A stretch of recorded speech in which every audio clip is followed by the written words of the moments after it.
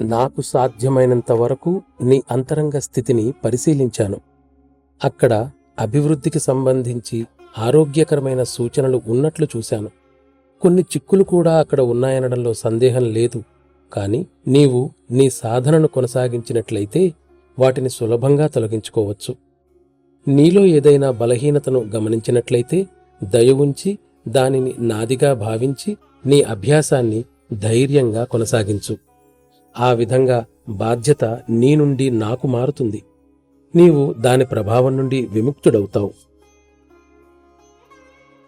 ఇలా చేయటం చాలా సులభం. ఇలా చేసి ఫలితాల్ని గమనించు. సాధారణంగా దీనికోసం అనుసరించే జటిల పద్ధతులు పరిస్థితులను మరింత విషమింపజేసి మరింత కష్టతరం చేస్తాయి. సత్తత్వ ప్రాప్తి చాలా సరళమైనది. దానిని అత్యంత సరళమైన పద్ధతులతో మాత్రమే పొందగలం.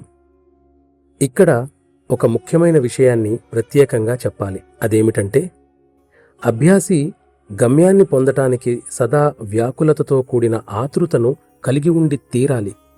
విజయానికి ఇదే కీలకం. ఇది అసలు మూలాన్ని తాకుతుంది. నా మట్టుకు నేను ఆధ్యాత్మిక కార్యంలో ఉన్నప్పుడు విజయాన్ని సాధించటంలో నాకెన్నడూ కొంచెమైనా సందేహం కలగలేదు. ఆ కారణంగానే నా పూర్తి ఆధ్యాత్మిక జీవితంలో నేను ఎన్నడూ నిరాశ పొందలేదు. అచంచల సంకల్పమే దాని రహస్యం. మీరందరూ ఆ విధమైన అజేయ సంకల్పాన్ని పెంపొందించుకోవాలని నా కోరిక. నీవు దాన్ని చాలా సులువుగా చేయగలవు.